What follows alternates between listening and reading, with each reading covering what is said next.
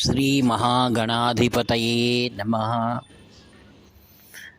శృతిస్మృతిపురాణానాం ఆలయం కరుణాలయం నమామి భగవత్పాదశంకరం లోకశంకరం. అపార కరుణాసింధుం జ్ఞానదం శాంతరూపిణం శ్రీచంద్రశేఖరగురుం ప్రణతోస్మి ముదాన్వహం. దేవే దేహే చ దేశే చ భక్త్యారోగ్యసుఖప్రదం బుధపామర సంసేవ్యం తం శ్రీజయేంద్రం నమామ్యహం. నమామః శంకరాన్ వాక్య విజయేంద్ర సరస్వతీం శ్రీగురుం శిష్టమార్గానునేతారం సన్మతిప్రదం. సర్వమంగళమాంగళ్యే శివే సర్వార్థసాధికే శరణ్యే త్రయంబకే దేవి నారాయణి నమోస్తుతే. ఆత్మీయులారా, దిగ్దిశాంత యశాంత యశోవిరాజితమై సకల భువనమంతటినీ కూడా వేదధ్వనిదారు ద్వారా కీర్తి ప్రతిష్టలను ఇముడింపచేసినటువంటి కాంచి కామకోటి పీఠం, సర్వజ్ఞ పీఠం, మూలాంనాయ పీఠం, 68వ పీఠాధిపతులు అపర శంకరులు శ్రీ శ్రీ శ్రీ చంద్రశేఖరేంద్ర సరస్వతి మహాస్వాముల వారి దివ్య లీలలను ఒక మాలగా మనం కూర్చుతూ ఉన్నాం. ఆ విషయాలను మనం విని ఎంతో ఆనందిస్తున్నాం. ఎందరో భక్తులు ఈ యొక్క ఆడియోలు విన్నటువంటి వారు తమ సంతృప్తిని వెలువరుస్తున్నారు. ఇప్పుడు డాక్టర్ పద్మా సుబ్రహ్మణ్యం అని చాలా ప్రసిద్ధి చెందినటువంటి వ్యక్తి, తమిళనాడు. వీరి కుటుంబం అంతా కూడా అనేక సంవత్సరాల నుండి కంచి కామకోటి పీఠానికి భక్తులు. వీరికి ఇతర దేశాల వారితో కూడా చాలా అన్యోన్యమైన సంబంధాలు ఉన్నాయి. రష్యా నుంచి వచ్చినటువంటి ఒక ఆయన రిబోకో అనేటువంటి ఆయన ప్రొఫెసర్ రష్యాలో. ఆయన మహాస్వాముల వారి యొక్క కీర్తిని తెలుసుకున్నటువంటి వాడై మహాస్వాముల వారిని దర్శించుకోవాలి, మరియు ఆయన ద్వారా బలముడి శంఖమని ఒక శంఖాన్ని తీసుకోవాలి, ఏదైనా దివ్యమైనటువంటి పూజా వస్తువు స్వీకరించాలని గొప్ప ఆశతో డాక్టర్ పద్మా సుబ్రహ్మణ్యం మరియు వారి అన్న కుటుంబ సభ్యులందరూ కూడా 1985 ఆ ప్రాంతంలో వచ్చారు. అప్పుడు స్వాముల వారి వయసు దాదాపుగా 90 సంవత్సరాలు. మఠంలో స్వాముల వారు ఈ యొక్క దక్షిణాది యాత్ర వెళ్ళి వచ్చినందువలన చాలా శ్రమించి ఉన్నారు, ఎవరిని కూడా అనుమతించటం లేదు అనేటువంటి విషయాన్ని చెప్పగా చాలా నిరాశ చెందారు వాళ్ళంతా కూడా. ముఖ్యంగా రిబోకో, ఆయన రష్యా నుండి ముఖ్యంగా మహాస్వాముల వారి దర్శనమే కోసమే వచ్చినటువంటి ఆయన డాక్టర్ పద్మా సుబ్రహ్మణ్యం గారిని అడిగారు, మీరు ఎలాగైనా సరే ఈ విషయంలో జోక్యం చేసుకొని దర్శనం ఇప్పించండి అన్నారు. ఆమెన్నది అలా కుదరదు, భగవంతునికి మనం ఎవరు కూడా ఏజెంట్లు కాదు, అయితే మనం వచ్చిన విషయం అంటూ ఇక్కడ ఆయన దృష్టికి వచ్చి ఉంటుంది, ఆయన సర్వాంతర్యామి అని వాళ్ళు మఠం నుండి బయటికి వచ్చే సమయంలో ఒక పరిచారకుడు వచ్చి మిమ్మల్ని స్వామివారు పిలుస్తున్నారు అనేటువంటి తీయటి కబుర్ను అందించారు. అందరూ చాలా సంతోషించి మహాస్వాముల వారి దగ్గరికి వెళ్ళారు. వెళ్ళి యథారీతి ఫలపుష్పములు సమర్పించి కృతజ్ఞతతో సాష్టాంగ అభివందనం చేశారు. అప్పుడు స్వాముల వారు ఇతన్ని ఒకసారి దీర్ఘదృష్టితో చూశారు, రెబోకోను. స్వామివారి దృష్టి ఈయన తాకిన తక్షణమే ఈ యొక్క రష్యా ప్రొఫెసర్లో ఆనంద భాష్పాలు పెళ్ళుబికాయి. ఆయన ఎన్నో ప్రశ్నలను శ్రీవారిని అడగాలని వచ్చినటువంటి వాడు మౌనం వహించాడు. అప్పుడు డాక్టర్ పద్మా సుబ్రహ్మణ్యం గారు అన్నగారు అన్నారు, మీరు వచ్చే ముందు శ్రీవారిని ఎన్నో ప్రశ్నలు అడగాలనుకున్నారు కదా, ఇప్పుడు మంచి తరుణం, ఏదైనా ప్రశ్నించండి అన్నారు. నాకు అన్ని ప్రశ్నలకు నాకు సమాధానం దొరికింది, ఆయన దర్శనం నాకు ఆనందం కలిగిస్తుంది అన్నారు. తర్వాత కొద్ది క్షణాల్లో మహాస్వాముల వారే కలిగించుకొని పద్మా సుబ్రహ్మణ్యం గారితో అన్నారు, మీరు ఆయనతో అడగండి,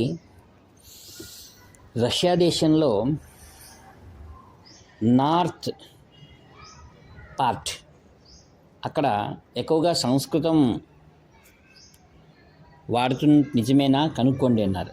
ఈ మాట విన్న తర్వాత రెబోకోకు మాటలే రాలేదు. ఎంత ఆశ్చర్యం! ఈ విషయాలని ఎలా ఆయనకి తెలుసు అని ఆశ్చర్యభరితుడై అవును అని సమాధానం చెప్పాడు.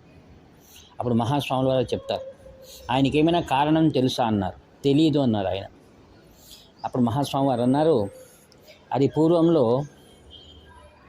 అనేక మంది ఋషులు ఆ యొక్క రష్యాలో యాజ్ఞవల్క్య మహర్షి అనేటువంటి ఆయన వేల కొద్ది పండితుల మహాసభలు ఆయన నిర్వర్తించాడు. అందుకే నేటికి కూడా అక్కడ సంస్కృతం ఆ ప్రాంతాల్లో ప్రాచుర్యం ఉంది అని స్వామివారు అన్నారు. తర్వాత ఈమెకు ఒక అనుమానం కలిగింది. రష్యాలో కమ్యూనిస్ట్ పార్టీ ఉంది, అక్కడ అందరూ కూడా కామ్రేడ్స్ అంటారు కదా అని శ్రీవారికి మనవి చేసింది.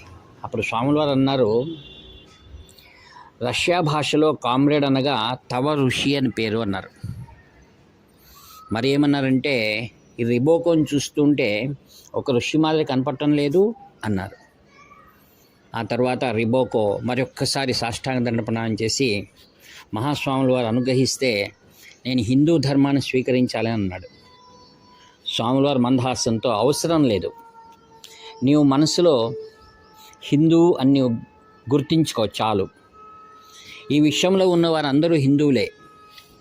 ఎవరు బ్యాప్టైజ్ చేయబడతారు, ఎవరు మతాంతీకరణం చేయబడతారో వారు ముస్లింలుగానో క్రిస్టియన్లుగానో పిలువబడతారు అంతే అని అనగానే చాలా సంతోషించాడు రిబోకో. స్వామివారిని అడిగారు, తమ అనుగ్రహిస్తే నాకు రుద్రాక్షని ఇవ్వగలరా అన్నాడు. స్వామివారు తక్షణమే ఒక రుద్రాక్షని ఆయనకు బహుకరించాడు. ఆ తర్వాత అందరూ సంతోషించి స్వామివారి దీవెనలు పొంది చెన్నైకి చేరుకున్నారు. రెబోకో తన స్థావరానికి చేరుకున్న తర్వాత మఠం నుండి ఒక సందేశం వచ్చింది. ఏమని, డాక్టర్ పద్మా సుబ్రహ్మణ్యం గారికి ఫోన్, మీరు ఆయన రష్యా ఆయన్ని తీసుకొచ్చారు కదా, అవును ఇప్పుడు రావాలన్నా వీలు పడదు, ఆయన రేపు ఉదయాన్నే రష్యా వెళ్తున్నారంటే అది కాదు, ఆయన రానవసరం లేదు, ఆయనకు స్వామివారు ఏదైనా పేరు అనుగ్రహించని అడిగారు కదా, ఆయనకు ఋషి నామకరణం చేశాను, ఇప్పుడు ఆయన తవ ఋషి అని పెట్టుకోమని చెప్పు అన్నారు. అప్పుడే అర్ధరాత్రి సమయంలోనే ఆమె రిబోకో గారికి స్వామివారి ఇచ్చిన సందేశాన్ని చెప్తూ తమ నేటి నుండి తవ ఋషి అని నామకరణం మార్చుకోమన్నారు. ఈ విధంగా మహాస్వాముల వారు ఈ విషయంలో ఉన్నటువంటి అనేకమైనటువంటి గొప్ప విషయాలను ప్రజలకు తెలియజేసేటువంటి వారు. ఇంకొక విషయం మీతో పంచుకోవాలని ఉంది. కాంచీపురంలో మఠాని దగ్గర లింగప్ప వీధి అనే ఒక ప్రదేశం ఉంది. అక్కడ పూర్వంలో ఒక పూరి గుడిసెలు మరియు తోట అన్నీ అక్కడ ఉండేటివి. అంటే దాని శివస్థానం అంటాం కదా, అంటే ఒకవైపు విష్ణు కంచి, రెండవది శివ కంచి. ఇప్పుడు ఆ ఏకాంబరేశ్వర గుడి పక్కన నేను చెబుతున్న విషయం, ఆ యొక్క స్థానంలో ఉండేటి యొక్క ఆయన స్వామివారి దగ్గరికి వచ్చి నమస్కారం చేసి, నా కుమారుడికి దీర్ఘకాలికమైనటువంటి వ్యాధి ఉన్నది, దాన్ని మీరు అనుగ్రహించి ఆ యొక్క ఆరోగ్యాన్ని కలిగించండి అని ప్రార్థించారు. స్వాముల వారు ఒక 5 నిమిషాల మౌనం వహించి, మీరు ఇంటికి వెళ్ళండి, దీనికి సమాధానం చెప్తాము అన్నారు. తర్వాత ప్రఖ్యాతుడైనటువంటి గణపతి స్థపతి మహాస్వాముల వారికి పరమభక్తుడు, విశ్వవిఖ్యాతి చెందినటువంటి వాస్తుశిల్ప కళా నైపుణ్యుడు. ఆయన మహాస్వాముల వారి దర్శనానికి రాగానే ఆయన పిలిచి, ఇక్కడ దగ్గరలో ఒక పూరి గుడిసెలు మరియు ఒక తోట ఉంది, మీరు ఆ ఇంటికి వెళ్ళి ఒకసారి పర్యవేక్షించి రండి అన్నాడు. ఆయన వెళ్ళి చూసుకొని వచ్చారు. ఏముంది స్వామి, నాకేమంతగా విశేషమేమి అనిపించటం లేదంటే స్వాముల వారు అన్నారు, మరి ఒక్కసారి వెళ్ళి ఆ గృహంలో ఉన్నటువంటి స్నానపు గదిని చూసిరండి అన్నాడు. చూసొచ్చారు. మరి ఇంకేమి అన్నారు. ఏం లేదు, కొంచెం కాస్త లోపలికి దాన్ని తోడి చూడండి అన్నారు. చూస్తే కొంచెం శబ్దం వినిపించింది. స్వాముల వారు మీరు వెళ్ళండి అని ఆయన పంపించారు. అప్పుడు గణపతి స్థపతి చెప్పింది ఏంటంటే, దాని కింద ఒక చాలా లోతైన ప్రదేశం ఉంది, అక్కడ ఏదైనా ఒక మందిరం ఉండవచ్చు అన్నాడు ఆయన. తర్వాత ఆ గృహ యజమానిని పిలిపించి, ఆ గృహంలో, మీరున్న గృహంలో అక్కడ స్నానపు గది ఉంది కదా, దాని దిగువ భాగంలో ఒక శివలింగము మరియు విష్ణు విగ్రహము అక్కడ ఉన్నాయి. ఆ ప్రదేశంలో ఉండడం, మీరు అక్కడంతా కూడా స్నానాలు చేయడం, దానివల్ల మీకు దాని యొక్క బాధ మీకు కలిగిస్తూ ఉంది అన్నారు. అప్పుడు స్వాముల వారు అన్నారు, ఆయన అయితే మేము ఏం చేయాలన్నారు. మీరేమనుకోకపోతే దాన్ని ఒక దేవాలయంగా మారుస్తాం, మీరు దాన్ని మఠానికి ఇచ్చేయండి, దానికి తగిన మూల్యాన్ని చెల్లిస్తామన్నారు. ఆయన మా ఆరోగ్యాలు మేము అభివృద్ధి చెందితే చాలు అని చెప్పేసి దాన్ని మఠానికి కైంకర్యం. ఆ తర్వాత గణపతి స్థపతిని పిలిపించి దాని తర్వాత దాన్నంతా మార్పులు చేయగా దిగువ భాగంలో ఒక శివలింగం మరియు అనంత పద్మనాభ స్వామి విగ్రహాలు దొరికాయి. ఆ యొక్క ఆశ్చర్యపడినటువంటి వాళ్ళు మహాస్వాముల వారు దాన్ని వెలికి తీయించి ఆ ప్రదేశాన్నంటిని కూడా నూతన నిర్మాణం చేయించారు. ఇప్పుడు మనం లింగప్ప వీధి అనేటువంటి ప్రదేశానికి వెళ్తే, అంటే ఏకాంబరేశ్వర గుడి పక్కన, అక్కడ ఈ యొక్క విగ్రహాన్ని మనం చూడవచ్చు. తర్వాత అక్కడ ప్రతి ప్రదోషంలో కూడా చాలా వైభవంగా ప్రదోష పూజలు మరియు అనంత పద్మనాభ స్వామి వ్రతాలు జరుగుతూ ఉంటాయి. మనకి ఇక్కడ ఆశ్చర్యం ఏమిటంటే, ఆ వచ్చిన వ్యక్తి ఇంట్లో అలా గర్భంలో ఆ విధంగా శివలింగం ఉన్న విషయాన్ని గణపతి స్థపతి కూడా తెలుసుకోలేనటువంటి స్వాముల వారి దివ్య దృష్టితో తెలుసుకొని వారి కుటుంబానికి శ్రేయస్సు కలిగించడమే కాకుండా లోకానికి భగవద్ దర్శనం చేయించిన వారు పరమాచార్య స్వాముల వారు. మహాస్వాముల వారి యొక్క అనుగ్రహం అనేటువంటిది వర్ణనాతీతం. వారి యొక్క స్మరణేన వినశ్యతి అని, ఎవడైతే భగవంతుణ్ణి స్మరిస్తాడో వారి యొక్క సకల పాపములు కూడా హరించబడి మరియు జీవితంలో అత్యధికమైన శ్రేయస్సు మనకు కలుగుతుందని శాస్త్రాల్లో మనకు తెలియజేశారు. అట్టి పరమాద్భుతమైనటువంటి మహాస్వాముల వారి యొక్క దివ్య లీలలను ఆయన కృప వల్ల మనం తెలుసుకుంటున్నాం. అట్టి మహాస్వాముల వారి దివ్య చరణములకు ఈ వాక్పుష్పములను నిరహంకారపూర్వకంగా సమర్పిస్తూ సెలవు తీసుకుంటాను. ఇట్లు మీ ప్రియతముడు నివర్తి నాగభూషణ శర్మ. హరహర శంకర జయ జయ శంకర, హరహర శంకర జయ జయ శంకర, హరహర శంకర జయ జయ శంకర.